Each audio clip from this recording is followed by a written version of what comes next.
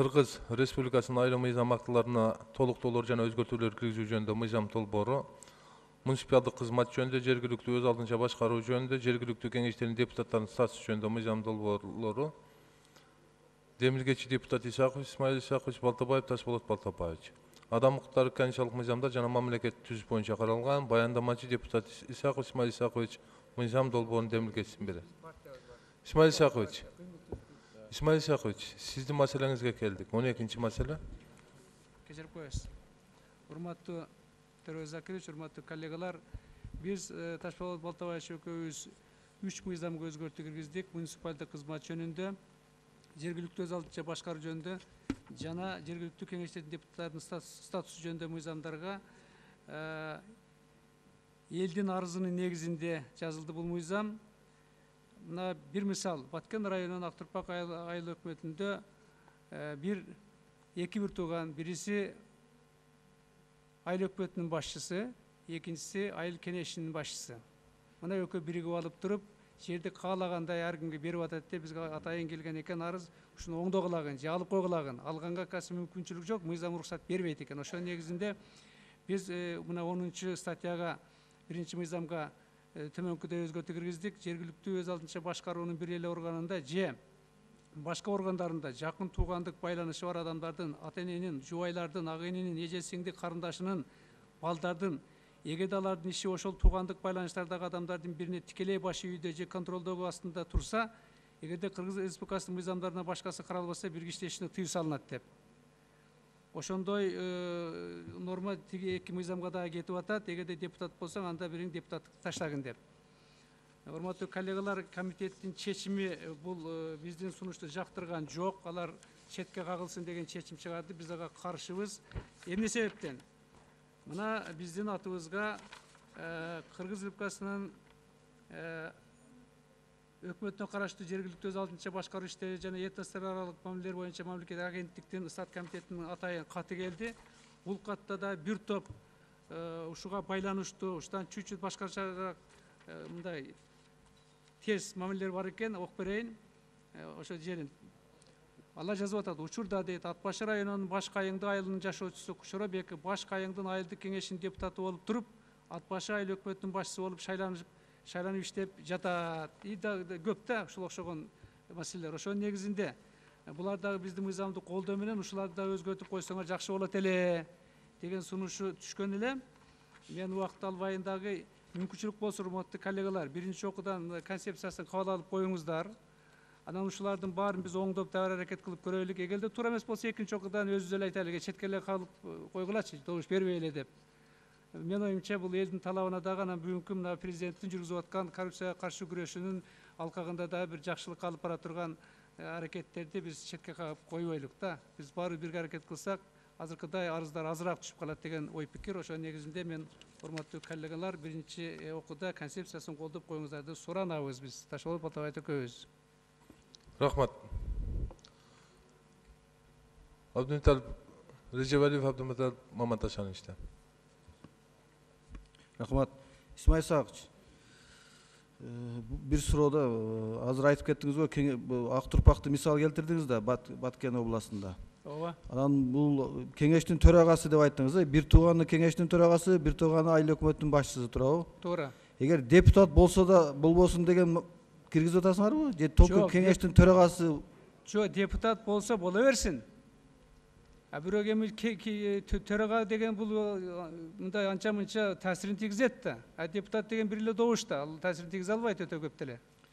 Эми мындай мисалдар көп да, Исмаил Исакович. Кээ бир жерлерде агасы айыл өкмөтүнүн башчысы дагы бир тууганы ошол жерде бир кызматта иштейт да. Анда ал ошо агасы үчүн кызматтан кетиш керекпи анда? Жок, бул жерде өзүнө түз мындай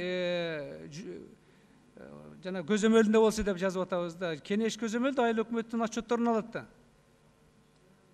Эгерде айыл өкмөттүн бир башка бөлүмүндө иштесе, анын жетекчиси бар да, ал өзүнө түз карабайт. Ошонун негизинде ал жерде мындай ага запрет жок да, тоскоолдук жок. Айыл өкмөттүн прямо көзөмөл жетекчиси айыл өкмөттүн башчысы да. Жок, айыл өкмөттө эми ар түрдүү отделдер бар да, туурабы? Же мисалы үчүн бир отделдин башчысы, бир отделдин башчысы ошого туура баш ийсе, анда Эми мындайда, урматтуу коллегалар, албетте биз моралдык жагында карашыбыз керек да. Кээ бирде ошондойлорду элибиз кабыл албай атпайбы эмне? Биз чет мамлекеттин эли эмеспиз да.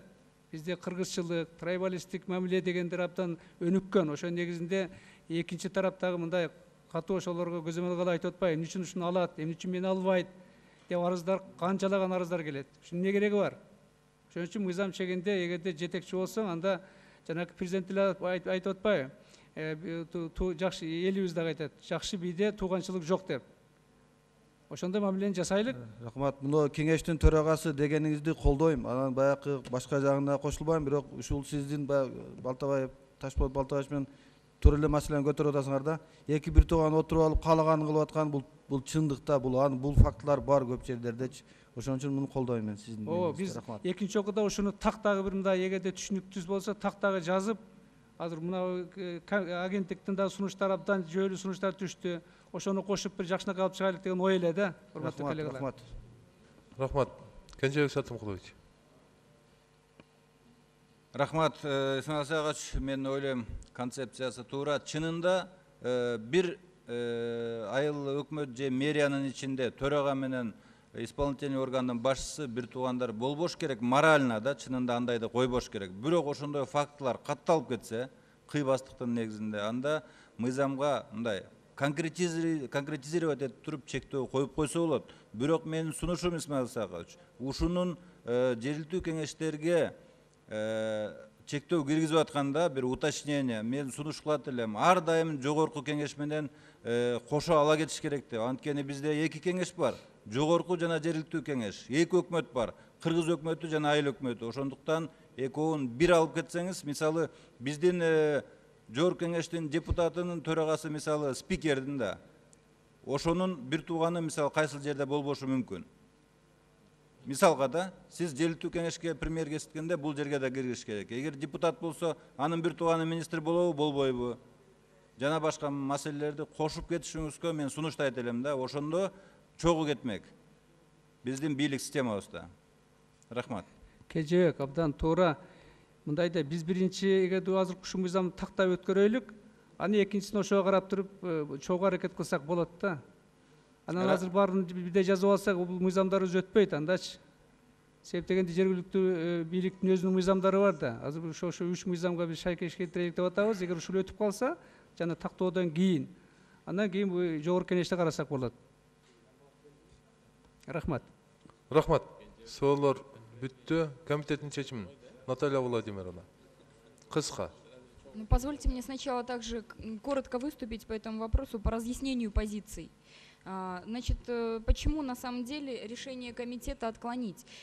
Идея инициаторов понятна. Я думаю, все здесь согласятся с тем, что нужно, еще раз скажу, очищать ряды госслужащих, повышать качество работы и так далее. Но, исходя из предлагаемых инициаторами правок, к сожалению, это будет очень, так сказать, трудно реализуемый механизм и практически не прописан четкий механизм. То есть есть определенные нормы, да, которые предлагается ввести. В частности, предлагается дать возможность отзывать депутатский мандат на основе того, что, например, какой-либо родственник работает в исполнительной власти районного уровня.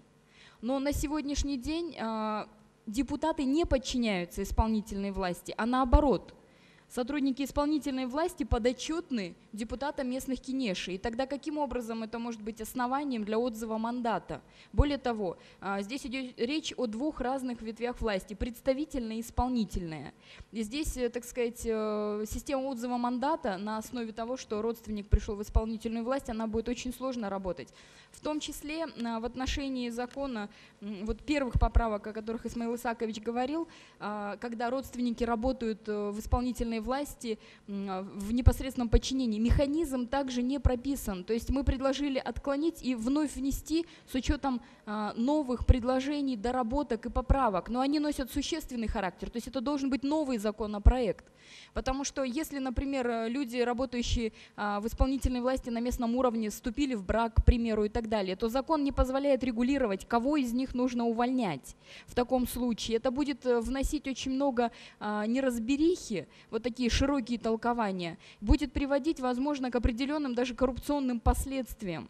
Поэтому, исходя из этой логики, комитет предлагает отклонить данный проект закона и инициаторам внести новый, по сути, проект закона, который бы предусматривал и механизмы, и вот учитывал все высказанные критические замечания. Спасибо. Решение комитета. Решение комитета рекомендовать Чугурку Кенешу Кыргызской Республики проект закона отклонить. Рахмат. Исмаил Исахович. Албетте Наталья Айымдын айткан жөнү бар, аны комитетте дагы айтышкан. Бирок бир нерсени комитет эске алган жок да, жаңы шайланган төрага. Экинчи окууда кагаз аркылуу көп сунуштар түшөт. Каалагандай сунуштар, ошону кабыл алганга баардык мүмкүнчүлүк болот. Ушул норманын баарын жоготконго дагы мүмкүнчүлүк болот, эгерде туура эмес мынаны алып коелук десе. Ошонун негизинде мен дагы кайталап кетейин. Бизге расмий өкмөттөн дагы кат түштү. Колдойбуз, бирок мыналарды кичине койсоңор жакшы болот эле деп. Ушунун баарын жок кылып убакыт өткөрбөй, биз экинчи окууда карап, эгерде экинчи окууда туура эмес болсо биз өзү айтабыз, анда мындай каршы бергиле, бул болбой калды деп. Ошондуктан муну өлтүргөндүн ордуна кичинекей аракет кылыш керек да, адамдын баардыгы максат биздики. Анан жаңыда жазып келгиле деп дагы кайтарсак мунун баары убакыт. Ошол негизде мен ойлойт элем, урматтуу коллегалар, комитеттин чечимин мындай башкача карап, биринчи окуудан биз кабыл алып коелук. Анан эгер туура эмес болуп калса, өзүбүз кийин жокко чыгарганга мүмкүнчүлүгүбүз болот. Рахмат. Рахмат. Исмаил Исахович, комитеттин чечимин энди ошко коебуз. Бирок сиздин идеяңыз көпчүлүк депутаттар колдосо керек деп атам.